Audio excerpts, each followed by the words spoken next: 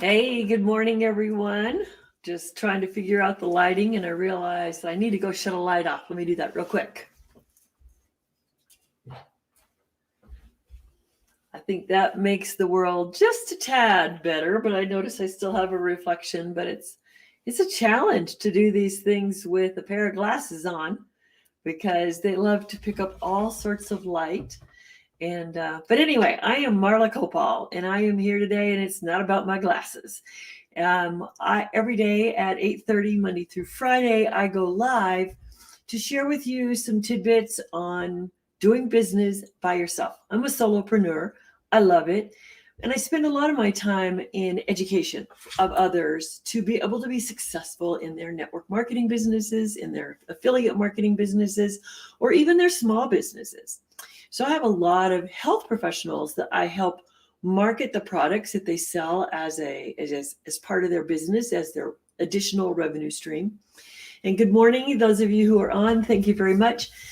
Ask questions, post, let me know you're here. Pop me up a comment if I pay attention. Sometimes I get to see those. But anyway, today I really want to talk about the no's that we get when we're selling. It's like why customers say no. You know, it's really very, very fascinating that the job is on us. If we're in sales or we're in service and we want people as our customers, the job is on us to hear what's behind that no. So my favorite words in the world are beyond that, behind that, or my favorite phrase is to say, tell me more. So if one of the ways that you can avoid the question of people saying there is no need, you open up a conversation with them about what have they been thinking about, what has been coming up in their life. Now, if they called you, you still need to ask the question what their need is. I had someone call me yesterday and they wanted some form of injection. But he said he had my business card. Okay. Now I do health products. I have these things that have helped me stay younger than my age. So yes, I will share those when somebody asks. And so I said, tell me what's going on for you. That's it. That was a simple thing. Tell me what's going on for you. And then he started describing his condition, his situation. And I said, oh, well, I know why you have my card. Here's how I can help you because I help others with the same condition. And then we were into the conversation. So I needed to know his need in order to see if I was the person for him. If not, I was going to go find somebody else to refer him to. In sales, one of the things you have to think about is the customer, not yourself. If you are only thinking about you and making the sale and getting a tick mark on the wall, I got to promise you right now, you will hate sales and they won't like you. And if you have this fear of being pushy or sleazy, that is one of the first ways you do it is you don't listen and you don't hear. So I have a style that I can help you discover very, very quickly what it is somebody needs, or at least what prompted them to initiate a conversation, so that you never ever have to handle objections. Objections are simply when you have missed information that they need to make a choice. Yes, I have never in my over 30 years of training sales have taught you how to handle an objection, because I show you how to get all the information you need to solve their issues before they leave you. So thank you everyone for joining in this morning. And I do have a sales skills masterclass starting January 10th. It is 15 minutes of instruction daily. You do the homework and then you jump into 3 masterminds that are convenient in the evening and on Saturday. And then I'm giving you a year's support. So it's only $27. It's a $500 class. So come on in. Hey, Andrea. And join me next week for 21 days. It's going to change your life. So let's talk about the next thing. So you only get no's when they say the customer has no need But sometimes you have to help them identify their need, because there's a reason they're in conversation with you, especially if they called you. Now, if you're starting cold turkey, that's a little different, but you still want to, if you're in the sales business, serve people. Serve them, even if you aren't the person with the solution, because guess what? They will remember you as a resource. And people go back to their resources very, very quickly because they remember you were helpful the last time. And then your opportunity may come along. But that is a seasoned decision-making process. If you're nervous about making sales right away, that doesn't happen. So let's look at the next thing. People always will tell you they have no money, which is why they're not going to buy. I want your head to get into the thing is, okay, they don't have any money now. But you're talking to someone and they're holding on to a $5 Starbucks coffee, or they're carrying around a certain caliber of designer bag or wearing a designer clothes, and they don't shop at Goodwill. Then what you really have to realize is that somehow or other, there's been no justification for them to add this expense into their budget. That's it. There's no justification yet. So I teach you in class how to get to this justification. I'm not going to give that to you today because I actually have to have you turn your brain into a corkscrew to get to that point. But I do it very easily. I do it very gently, and I can show you how this gets done. Now, there's no hurry. They have no hurry in their decision-making process. But you're in a hurry. You've got a quota you want to meet. Well, you can't be in a hurry. First of all, you got to give up your hurry. And then you can work with their no hurry.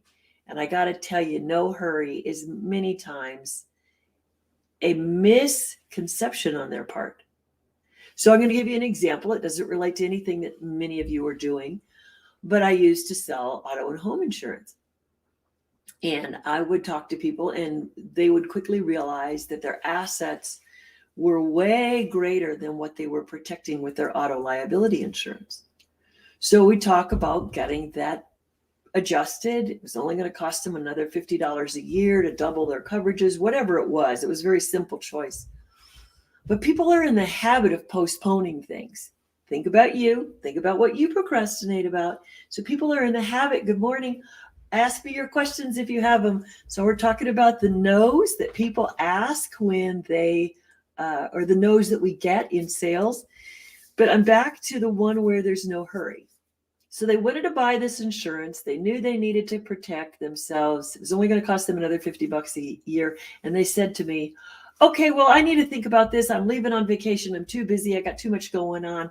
I'll call you when I come back from vacation. And I said, can I ask you a question? Do you think your risk is going to be higher traveling across the country on unknown roads with your grandkids in the car than it would be if you were at home? Well, yeah, I think it would be. Then I just have to ask you, do you really want to wait? And they laughed. They laughed. They said, oh yeah, you're right. Like, duh. And so it's not pushy to ask that question, but so many of you would not have gone there because you would have taken that for its face value. What was missing was an awareness on their part. What was missing was they're adding up A through C, all related to time, and really they needed to be adding up, how are you protecting your family? You just have to help people shift the perspective. So when people give you no's, most of you are allowing them to not serve themselves. And it's your job as a salesperson to help your customers serve themselves to the best that they can. Then there's maybe no desire. Well, I think no desire is a little more realistic, because if you're walking through Costco and you have no desire to sample the foods, it doesn't matter what they tell me about those foods. I'm not going to try them. They aren't on my dietary list. Most of them have products that I don't choose to eat at all. Also, people can hit me up with all the supplements on aging and collagen and being healthy, but I got to tell you, that 99% of those have 1 to 5 ingredients that I have not had in my diet for over 25 years. So no, I'm not interested in that product. So desire is a little tougher one to work with, but we'll cover that in class next week. And remember, it's a 21-day mastery class. So this means you're going to go to work to shift your style, to add in some tools, and to get support from a community of people who are all doing the same. Because my end goal is that one day you come back to me and say, oh my God, I love selling because I get to help so many people. So the last reason you get no is there's no trust. And this is the critical one. This is the critical one. And so you don't build trust when you push at people, but you do build trust when you ask questions and you honor the pace of their decision-making style. Yes, each one of you out there, you have a decision-making style. So I want to have you recognize your decision-making style. And then I want to have you show how you use that to balance and tone yourself and work with the pace of your other customer. If they've got a fast buying decision, you may have to up how you interact with them. There are so many nuances in sales. It has nothing to do with the value of your product. It has nothing to do with your price when you make a sale. People will pay more. They will pay more to get value. But your skill is to share the value. So if you are unclear on how to share value, I'm going to show you this. And it's not just a benefit, it's a value. So I used to sell insurance. Think about it this way. I broke down the client base. I had singles. I had young marrieds. I had young marrieds with kids. Then I had those with teenagers. And then I had those retiring and nobody at home. And every one of them had a different condition in their life or their lifestyle that needed to be addressed. But some of them were aware of those until I shared. So now I help you do that with your network marketing company. I help you do that with your affiliate marketing company. I help you do that with your healing practice and your side products that you want to do. Too many of you out there are losing business every day. You lose 3 to 5 sales a day. If you have a side product, you are losing 3 to 5 sales a day if you don't know what I can share with you. So I really look forward to you all registering with me at successwithmarla.com. It is only $27, and I got to tell you, that's the only time I'm offering this price. And you're going to come in, and in this 21 days, we're going to have the most fun that you've ever had learning about sales, practicing sales, and increasing your sales. So thanks, Andrea. I will just get the link and follow it through. And I'm excited because I have more and more people showing up, and this is going to be a fun class because I love teaching this because I feel like I get to gift everyone freedom. And isn't that what we all want? We just want some form of freedom. So when you can have freedom that helps you make money, there's just no better way to go. So thanks. I will see you all tomorrow at 8:30. And if you want me at a different time, you need to tell me. I've had some people saying they want to see me later in the day. And hey, I just might start doing 2 lives a day. Who knows? I'll talk to you soon. Bye.